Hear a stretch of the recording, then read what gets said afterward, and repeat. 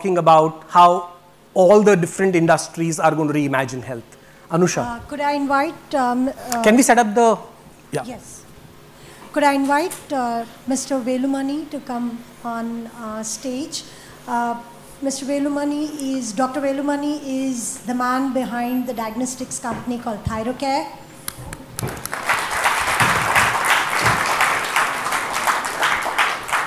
Could I invite Saurabh Chatterjee from Bajaj Alliance to be here? Saurabh Chatterjee. Yeah. He's just stepped out. I think Saurabh is coming. Come. Control Saurabh, yeah. Just the timing when you announce it, I'm coming out from the rest. Can I invite Luke Coutinho once again on stage, please? Could I invite Koji Suzuki, who's with Proto Pharma?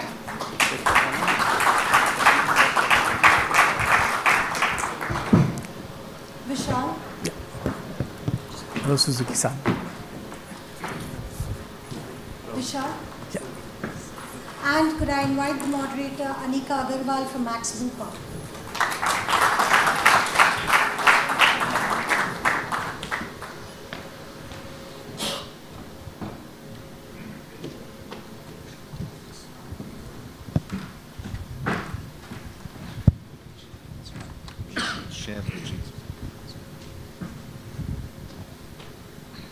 All right, so welcome all. We've had some very interesting conversations and a fabulous presentation by Vishal. So expectations are high. We'll keep it short, simple, and we'll leave some time for questions. I think we have a very interesting mix here to discuss something that's close to the hearts of everybody in this room. I think reimagining health. I mean, we look at the healthcare industry in the country. You look at pharma devices, you look at funding companies like insurance, you look at, companies like ThyroCare who are in preventive and diagnostics. And of course, it's a large ecosystem which is trying to get, the sick people sorted, as they say, right? But if you look at the infrastructure that we have in the country, about 1.3% of our GDP is today spent on healthcare. You look at the number of hospitals we have in the country, there is an acute shortage there as well. 65% of out-of-pocket expenses in the country, not funded by anybody.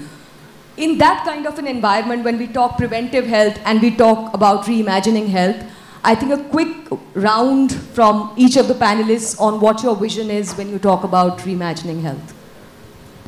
So I'll start? Sure, please, sorry. So first of all, congratulations, Vishal. It's a great, event, and I actually feel, overdressed, coming here with a jacket, looking at your team and the excitement level of your team. So, as an insurer, let me just put it. There are two views that we have as we look at the vision for healthcare. One, I will not even get into, business dynamics, empirical data. We looked at, the Max Bupa, ad as well. At Bajaj Alliance, what we are looking at is, along with Allianz globally, what we are looking at is it's a simple way of engaging with our existing customer base and looking at the larger picture of health across the country. And for that, we started with a very simple initiative. Without getting into the vision and the large words, I will start with, I have the GOQii band myself. And this started... This started as not as a business initiative. This started with sad news of losing two of our employees last month, 2 months back. And the exec team sat down with our CEO, and the vision there was, can we make, before we even teach or preach to our customer base or go out, can we make ourselves healthy and imbibe that vision of health or day-to-day care within us? And that's where, as Diwali gift, we rather than giving sweets or within, going at something else, we looked at giving this band. And guess what? That has started a complete revolution within us, where on the GOQii walking challenge, what we have now is a complete, people are excited to, keep themselves healthy and active on a day-to-day basis. So coming back to the vision that we, that we are looking at is, can we become part of the day-to-day health or day-to-day care of our employees, our customers, and the larger society. And that is a very simple vision for us. I will not get into empirical data, statistical data, any data. 7.2% today, just one metric I would give is 7.2% is what the health insurance premium is in the country. There is, as Anika, you mentioned, more than 62-65%, which is on out-of-pocket expenditure. Our vision is very simple. Can we get into the lifestyle and the individual day-to-day needs as well as care for our people, and then make a difference to the healthcare as a whole? As simple as that.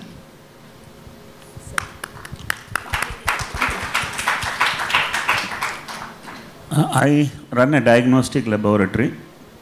We don't work on diseases, we work on disorders.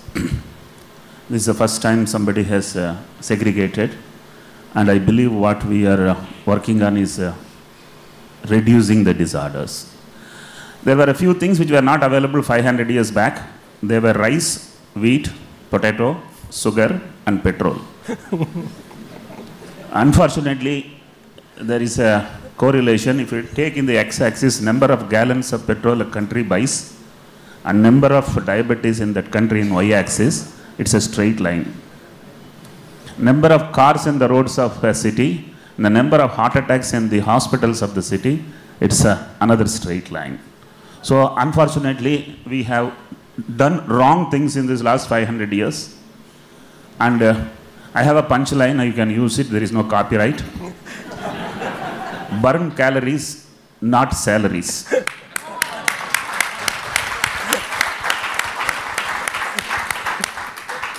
So that is where we went wrong. I believe body is a chemistry, not truly physics. Because physics gives you head full of hair, very fair color, and that is not truly the wellness. It's important that every molecule in the body is controlled. Mind you, what has gone wrong is overeating and under exercise. In other words, inputs are too high, outputs are too little. I believe Vishal is in right path. He is in right game, though it is a new game. And I am pretty sure it will take time, because no one wants to do what is difficult to do.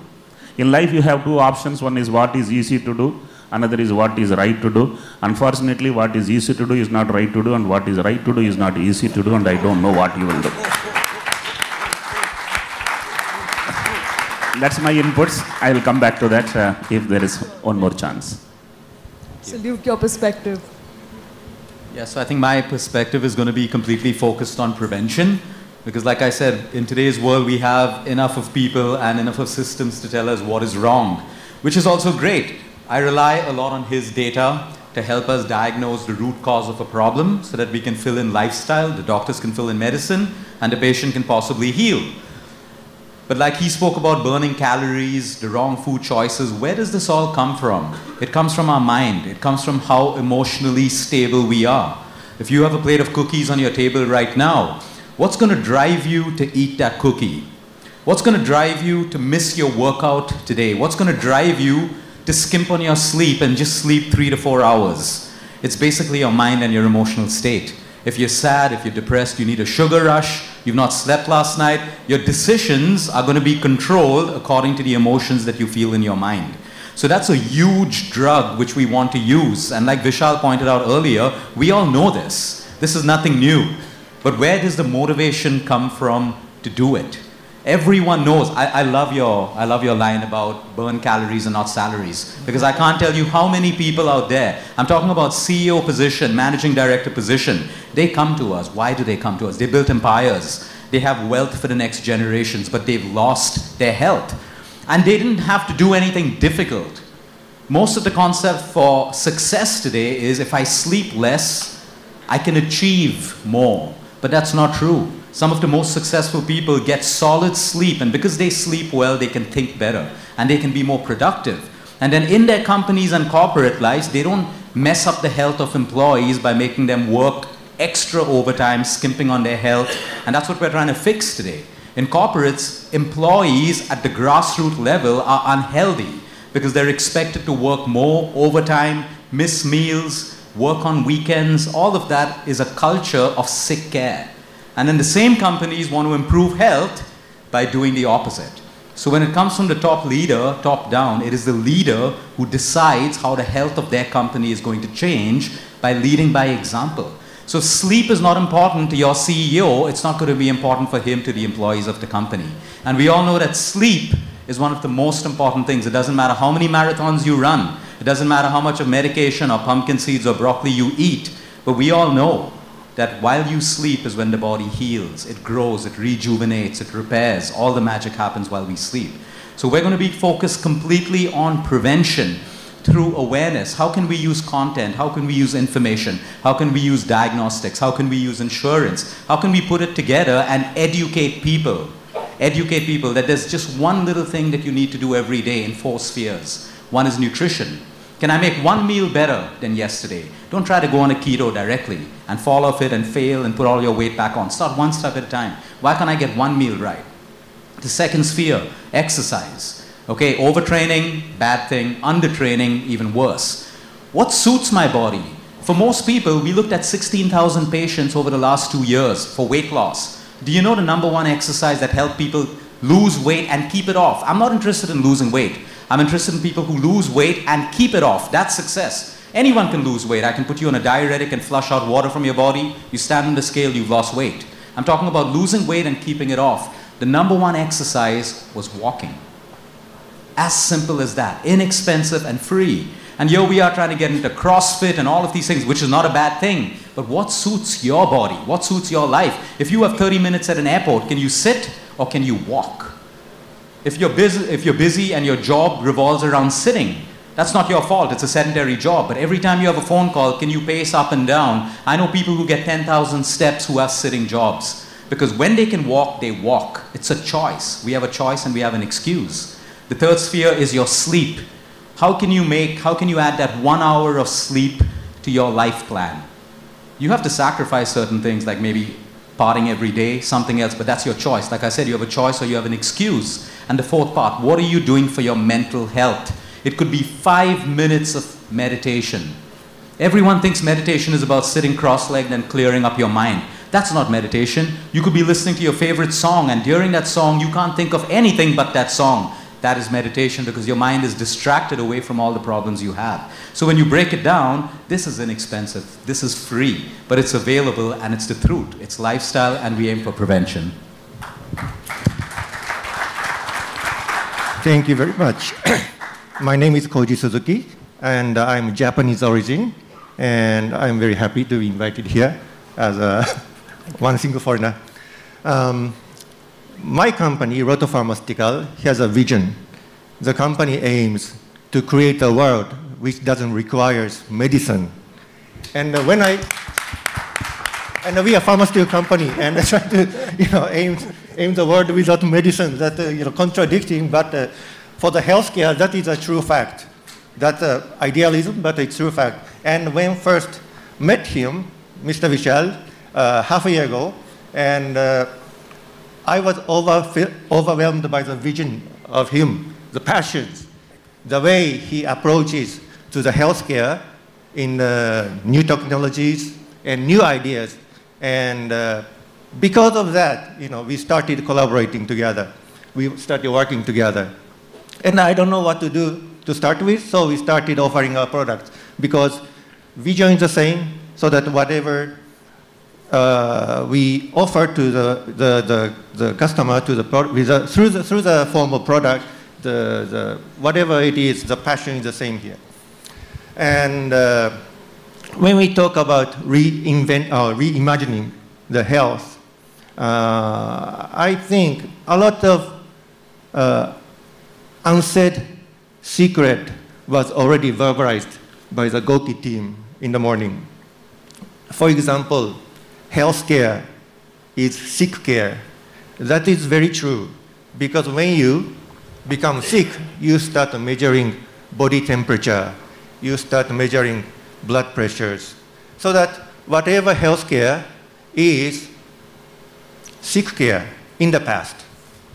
But what modern technology IT or IoT mobility brought is something today you can measure. It's the condition of the body in the healthy state.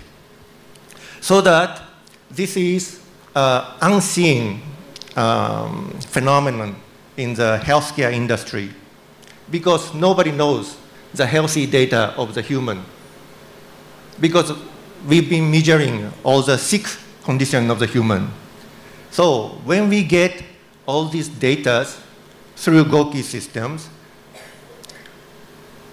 whatever we get is a different state of the healthcare. So he stated reimagining healthcare. That is a very true word, because without imagination, we don't know what we can achieve, because nobody entered that frontier yet. And we are here together with GOQii, and we are entering together with that frontier, so that I'm very excited to be with part of GOQii team as a road to pharmaceutical. So, a few words from you. So I think, I could not imagine an insurance company executive saying that I'm going to make my people healthy. A diagnostic company saying that don't burn salary, burn calorie. And a pharma company CEO saying don't buy medicine. I think we've already reimagined health, at least in this room. So I think if we start with this, of the system, the traditional system, saying that we don't want more patients, we don't want to sell more medicine, and we don't want more sick people, that is how at least we reimagine health. Of course, I think with the partnership like this, we are going to get that imagination into reality soon. So that's what I hope. So I think all the panelists are speaking about, traditionally healthcare is sick care. We spoke about a lot of things that are changing, availability of technology, investment into preventive by the ecosystem itself. But I think one thing we've not spoken about are the cultural barriers itself. And that question is to you, Lou. You've seen so many patients, you see a lot of people coming into you, and you show them the difference. But what are the real cultural barriers that you see? Because, health is a fad in many cases.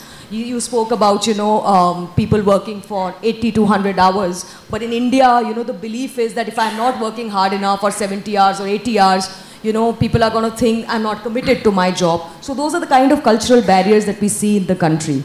Any perspective on how do we reimagine that and break that?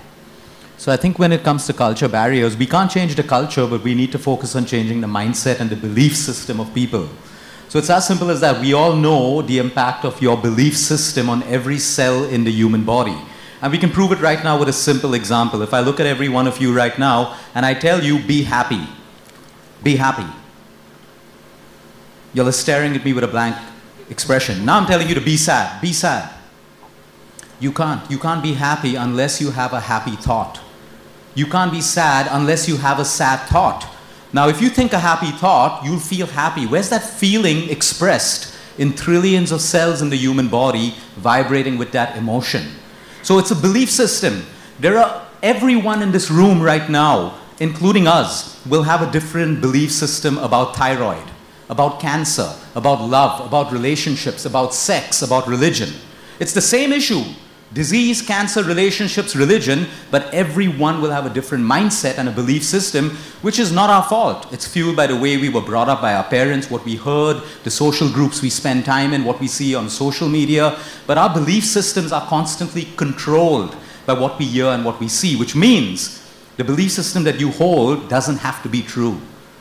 And we have to challenge that. Most people think fourth stage cancer is you are going to die. What most people don't know is that fourth stage cancer is a medical protocol where we don't have enough of medicines to treat you anymore. Does this mean you have to die? No, absolutely not. There's so much more that the patient can do. So these are mindsets, and every culture is dictated by the mindsets and belief system that they've grown up with. So today when we look at the fad diets across the world, there are keto diets. I think my patients, I can point out most continents, and right now I can count maybe 5 patients from Japan. That's it. But most of them come from other countries in the world. We're talking about Europe, the US, the Middle East, a lot of Southeast Asia as well. Okay, what's the difference in the cultures that I see? People are following the mindsets that their countries dictate. So in India, people are trying to force everyone to go onto vegetarian diets, telling them it's the best diet in the world. Okay, belief system. People are saying vegans will have low vitamin B12 and nutritional deficiencies. But when I look at my data between meat-eating countries and pure vegetarian countries, B12 is an issue of malabsorption. It doesn't matter whether you're vegan, it doesn't matter whether you're non-vegetarian. But the belief system makes us believe that vegans will have a deficiency. Let's sell them B12. Let's sell them supplements. Let's sell them new keto foods or vegan foods. It's a mindset. So the culture has to change through education and awareness. It doesn't matter whether we're Japanese, Chinese, Muslim, Hindu. It doesn't matter. One body, trillion cells. Your mind knows your religion and your culture, but your subconscious mind only works on the principle of physiology, chemistry, and biology between the cells in your human body. So we need to use education, awareness to change that. And push. One medication cannot work differently for different people. If I have 100 ER-positive breast cancer patients now taking the same chemotherapy, I should get 100 results which are similar. I don't get one result which is similar. Why? The medicine is the same for the right kind of cancer, but the person is different. Their nutrition is different. Their sleep, their emotions, their environment around them and inside of them. These are the differentiating factors which all humans have in common. So culture plays a role, but awareness and education will break that. Sure. So coming to you, sir, you know, diagnostics traditionally used in the country to by sick people. You know, I have to check my HbA1c level. I'm a diabetic. I'll come to you every 6 weeks. But when we talk about preventive healthcare packages, ThyroCare has been at the forefront. You really promote a lot of preventive health tests, packages for people to adopt them. Have you seen a change? And can you talk a little bit about that? Yeah, in India, unfortunately, preventive care was zero. I came into this business in 1995. Only 1% was preventive care, 99% was sick care, when the developed markets had 50% preventive care and 50% sick care. So I decided not to compete with the sick care laboratories and worked on preventive care. Today I am happy to tell that we do in a day 300,000 diagnostic tests only for preventive care. And these are people like Vishal, who probably cannot sleep until every 3 months he sees all the numbers in place. And there are plenty of people who have taken it very seriously. Earlier these tests were very costly, but since I want to truly make a volume, I have worked on a very powerful package suiting to the pockets. Coming back to your question, as on today, in India, it is 10%. Remaining 90% is still sick care. And do you see any gender or age biases? In my balance sheet, is 60% already is preventive care. So I'm far ahead there, and it's going to do a great job there. So do you see any gender biases or age biases there? Do you see more men doing it than women, or you know, parents coming in or elderly people coming in and not the younger ones? Gender bias is there by God himself. Let me tell you, out of 5 patients of thyroid, 4 are women.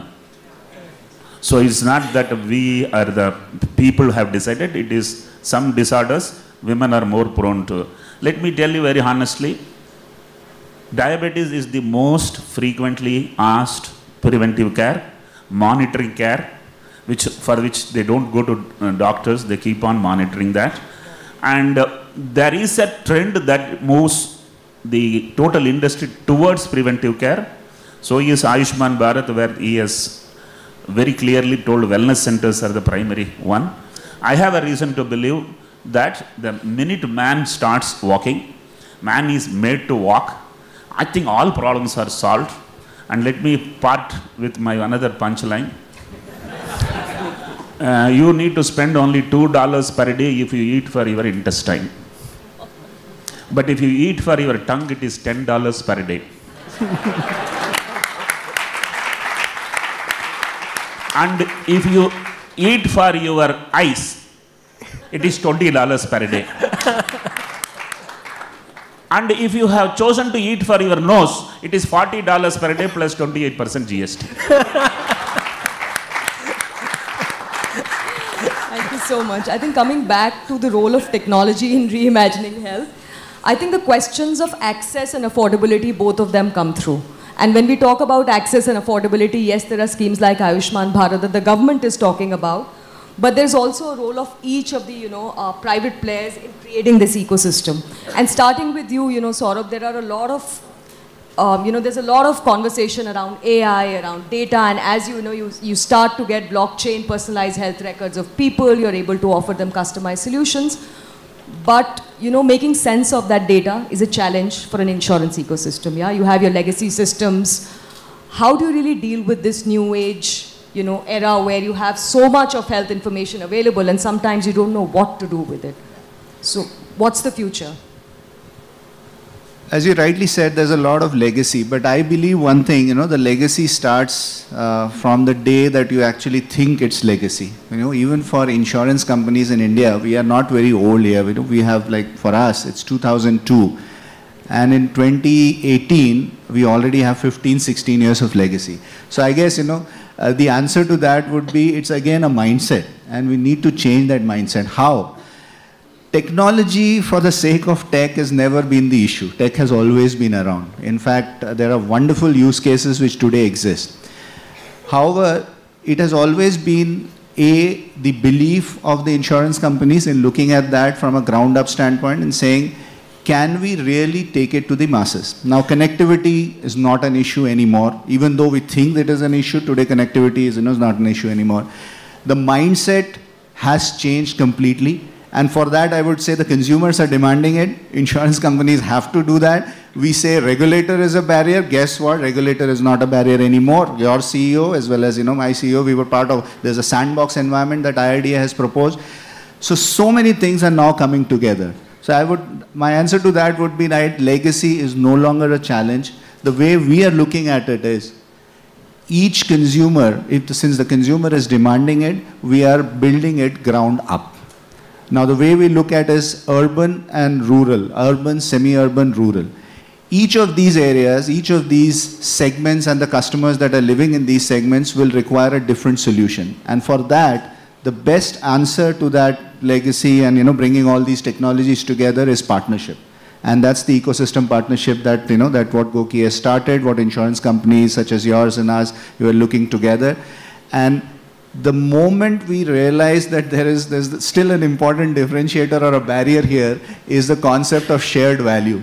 Unless value is getting created, but today value is getting created by each individual constituent in this entire chain.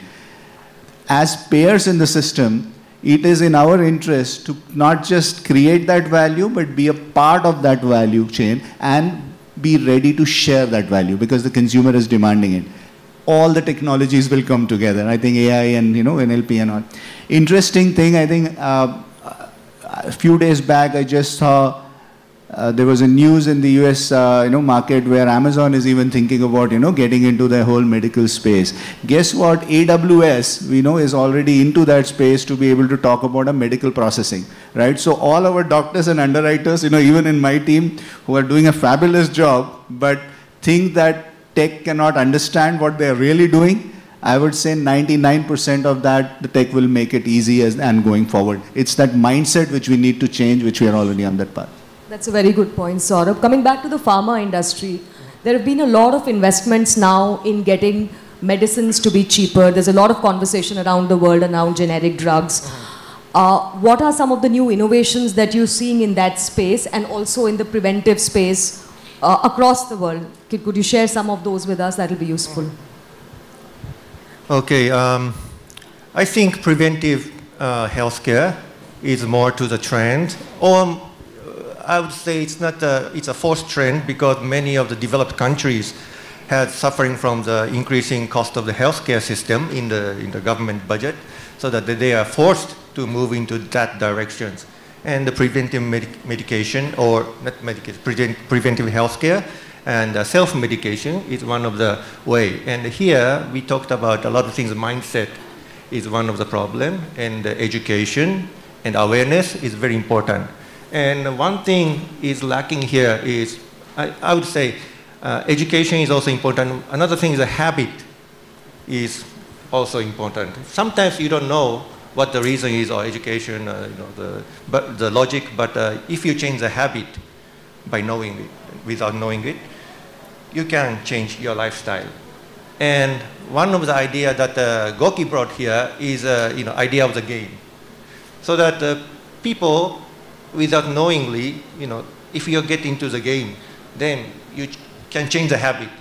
You start playing a game like 5 hours, 6 hours a day. It becomes a habit. If you doing the right things, good things, as fun, it becomes a habit. And I think this is one of the greatest way to change the habit of the people. And after all, when the habit change, lifestyle change, then people learn, oh, this is something good about changing the habit. I think that is one of the future way, because people are tired of having a stringent schedule of diet or the exercises, and you lose the weight once, but you regain again. And I think history of the diet or the losing weight or the proven that the people are unsuccessful losing weight for long terms. And I think gamification is one of the very good solutions for that. Sure. So I think one last question to you, Vishal, before we open up to the audience.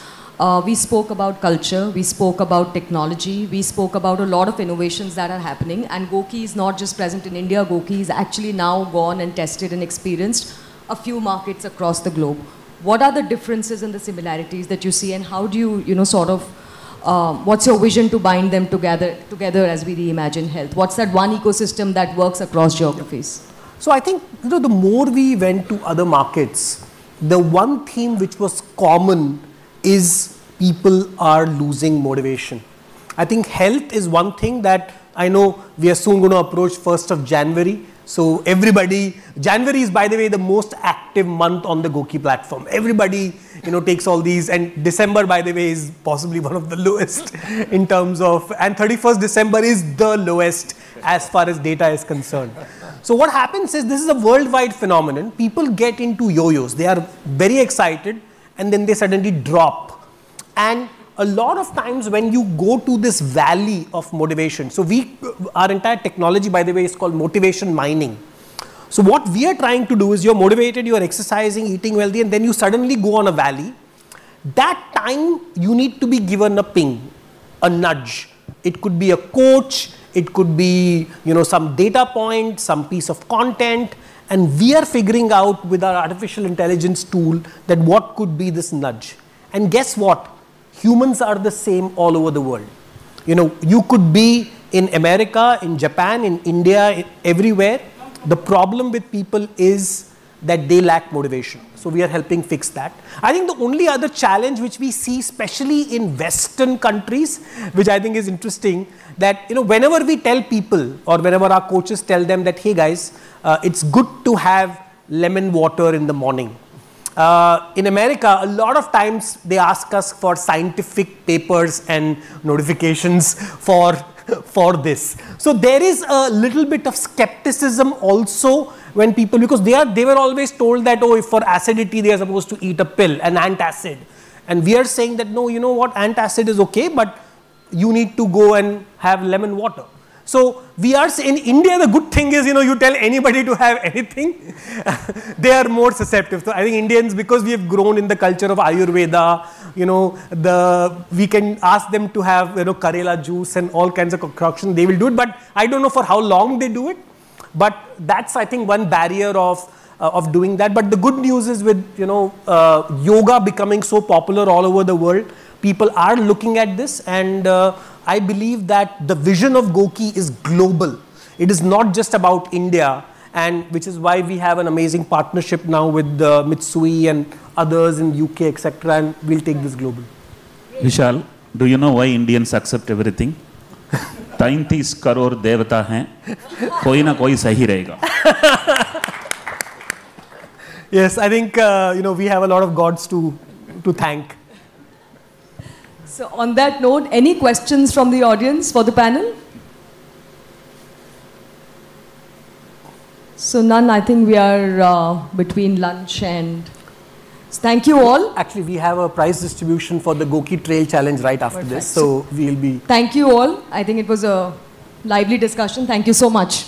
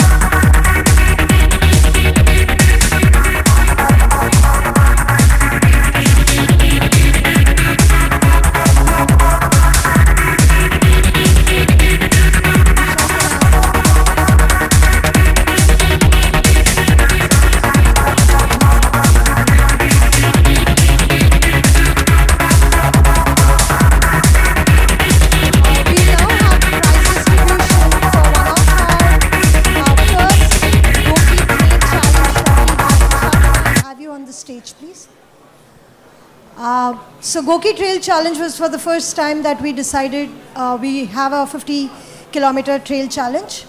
And I'm happy to announce that... we have a video for that also, right? We have a video for... we have the trail challenge video, please.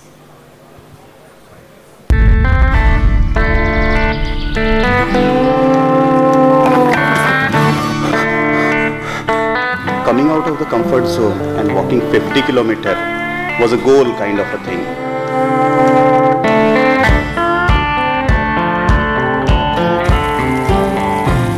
Once in a life, everyone must challenge their own body instead of challenging the outer world. I just want to walk this trail with everybody because this place is so beautiful.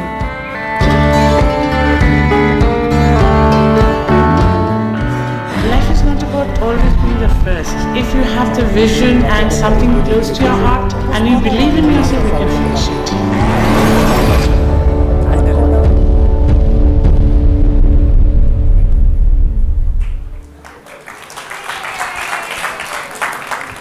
Masa-san.